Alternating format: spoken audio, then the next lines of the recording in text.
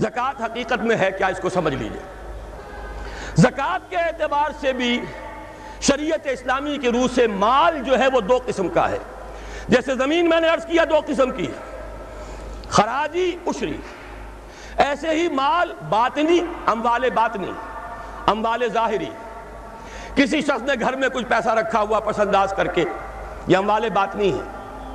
کسی نے زیور رکھا ہوا ہے، چلیے سونے کی ڈلی رکھ لی ہے کسی نے، کسی برے وقت کے لیے، پتہ نہیں نوٹ جو ہیں وہ تو دھیلے کے رہ جائیں، جیسے کویتی دینار ہو گیا تھا، کہیں ایسی آفت نہ آ جائے کوئی تھوڑا سا سونا لے کر رکھ لو۔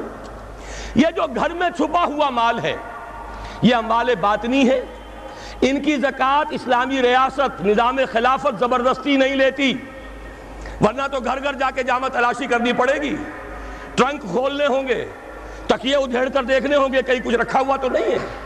اسلام کا نظام فطرت ہے۔ اموال باطنہ میں آپ کو آزادی ہے، زکوٰۃ دیں جسے چاہیں دے دیں، آپ کا اور اپنے رب کا معاملہ ہے، وہاں حساب جا کے دے دیجئے گا۔ اموال ظاہری کی زکوٰۃ جبراً لی جائے گی۔ وہ کیا ہے؟ یہ مال ہے جو دکانوں میں ہے، اموال تجارت۔ یہ فیکٹریاں ہیں جن میں فنشڈ پروڈکٹ بھی ہے، خام مال بھی ہے۔ یہ بھیڑ بکریوں کے گلے ہیں، ہزار ہزار بھیڑیں اور ہزار ہزار بکریاں، اونٹوں کی قطاریں، یہ ہے جو ظاہر مال ہے، سامنے ہے، کہاں چھپا کر لے جائیں گے؟ گودام بھی ہے تو وہ گھر تو نہیں ہے، گودام کی تلاشی ہو سکتی ہے، دکان کا حساب لگایا جا سکتا ہے۔ فیکٹری کے اندر اس کی زمین، اس کی مشین، اس کے ٹولز ایگزمپٹ، اس پر زکوٰۃ نہیں ہے۔ لیکن جو بھی مال ہے اس میں وہ دو شکلوں میں ہوگا، یا خام مال ہے، کپڑا بنانے کا کارخانہ ہے تو دھاگا پڑا ہے اتنے کروڑ کا، تیار کپڑا ہے اتنے کروڑ کا، اس کا 2.5% دے دیجئے۔ مال ہے 5 لاکھ کا دکان کے اندر، 2.5% دے دیجئے، اموال ظاہر ہے۔ اور اس میں اس سے کوئی غرض نہیں کہ سال بھر میں آپ نے کچھ کمایا کہ گوایا۔ جب تک آپ نصاب کی حد سے اوپر ہیں، چاہے آپ کا اس سال میں آدھا مال گیا، 10 لاکھ کی مالیت تھی، اب آپ 5 لاکھ کے ہیں، لیکن 5 لاکھ پر بھی آپ کو 2.5% دینا ہے، چاہے کمایا ہو چاہے گوایا ہو۔ اور یہ ٹوٹل پر ہے، کسی اکاؤنٹنٹ کی ضرورت نہیں، جو تاریخ معین ہے جا کر دیکھیے کیا مال پڑا ہوا ہے، 2.5% حساب کر کے دے دیجیے۔ اتنی رقم آئے گی۔ ابھی جو کہہ رہے تھے جنرل صاحب کہ یہ نعرہ بھٹو نے لگایا، یہ بالکل وہی بات ہے جو علامہ اقبال نے فرمائی ہے۔ مغربی تہذیب میں بھی ایک حصہ حق کا ہے، اگرچہ باطل نے اس کے اوپر پورا غلبہ حاصل کر لیا، لیکن حق کا حصہ اس میں بھی تھا۔ وہ کیا تھا؟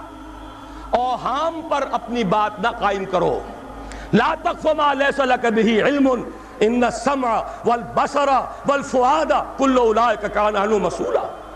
علم پر بات کرو، وہم پر نہیں، محض تصورات پر نہیں، محض توہمات پر نہیں، علم پر۔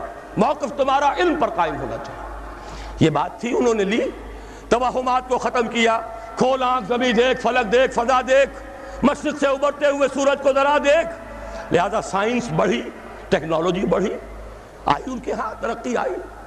اسی طرح یہ سمجھ لیجئے روٹی، کپڑا اور مکان کوئی کافرانہ نعرہ نہیں تھا، یہ افراد کا بنیادی حق ہے، اور تاریخ انسانی میں پہلی مرتبہ عمر فاروق نے اس حق کا بیان کیا۔ اگر دجلہ اور فرات کے کنارے ایک کتا بھی بھوکا مر گیا تو عمر قیامت کے دن ذمہ دار ہوگا۔ کون مارکس ہے، کیا پدی اور کیا پتی کا شوربہ، کون کوئی جدید تصورات دینے والے ہوں گے؟ یہ کل کی پیداوار ہے اور آج ختم ہو چکے، آج ان کے چہروں پر کالک بری جا رہی ہے، آج ان کے مجسمے گرائے جا رہے ہیں۔ عمر فاروق کا فرمان، یہ محمد کے غلام اور ایک ادنا تربیت یافتہ سپاہی کا فرمان ہے، یہ تا قیام قیامت قائم رہے گا۔ ہر شہری کی بنیادی ضروریات کی کفالت ہے جو نظام خلافت کے ذمے ہے۔ اور اس میں تو جیسا کہ میں نے عرض کیا، اس میں تو حضرت عمر نے مسلمان نہیں کہا،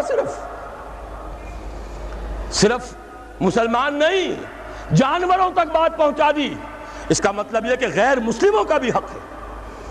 اس لیے کہ حضرت عمر ہی نے ایک مرتبہ دیکھا تھا، کسی صوبائی دارالحکومت کے دورے پر گئے تھے، کوئی ایک بڈھا غیر مسلم غالباً مجوسی تھا، وہ کچھ خیرات مانگتا پھر رہا تھا، بہت بوڑھا ضعیف۔ وہاں کے عامل سے حضرت عمر نے پوچھا یہ کیا معاملہ ہے، یہ خیرات مانگنے پر کیوں مجبور ہو گیا؟ تو انہوں نے کہا غریب ہے اور اس کے پاس کوئی ذریعہ نہیں ہے۔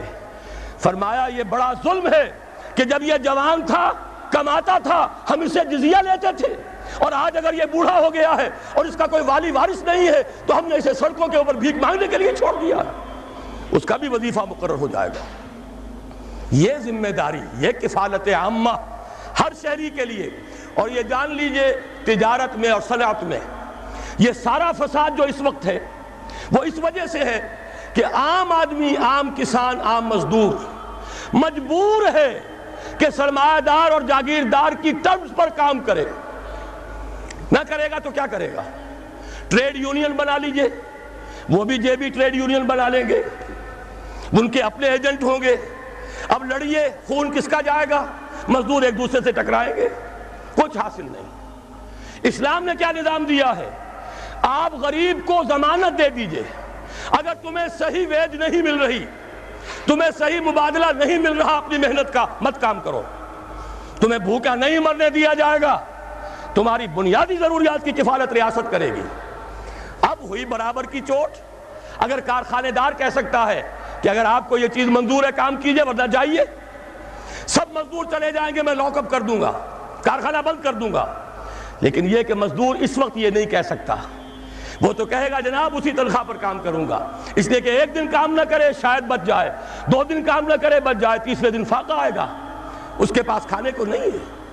لیکن اگر معلوم ہو میری ریاست خلافت اللہ فی الارض، وہ ضامن ہے، وہ رب العالمین ہے، اور اسی کی رب العالمینی کا یہ مظہر ہے نظام خلافت، رحمت للعالمینی کا سب سے بڑا مظہر محمد رسول اللہ کی یہ نظام خلافت، یہ ضامن ہے، یہ مجھے بھوکا نہیں مرنے دے گا، یہ میرے بچوں کے لیے کوئی نہ کوئی چھت ضرور فراہم کرے گا، تو پھر اس کے پاس بھی بارگیننگ پاور ہے، وہ بھی قدم جما کر بات کرے گا کہ جناب یہ ویج دیتے ہیں تو کام کروں گا ورنہ نہیں کروں گا۔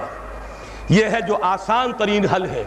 باقی یہ کہ جبر کیا تھا روس نے، اس کا حشر دیکھ لیا، اور سرمایہ دارانہ نظام اس وقت تو بڑا خوش ہے، اس کے ڈنکے بج رہے ہیں، اس کی فتح ہو گئی، سب سے بڑا دشمن سرنگوں ہے، وہ تو سجدہ کیے ہوئے ہے۔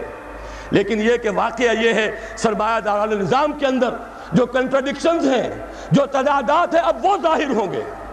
جب باہر مقابلہ تھا، اندر کی لڑائی ختم تھی، اب اندر سے فساد ابھرے گا، اندر سے ایکسپلوژن ہوں گے۔ یہ غیر فطری نظام، یہ غیر انسانی نظام، یہ غیر معقول نظام ختم ہو کر رہے گا۔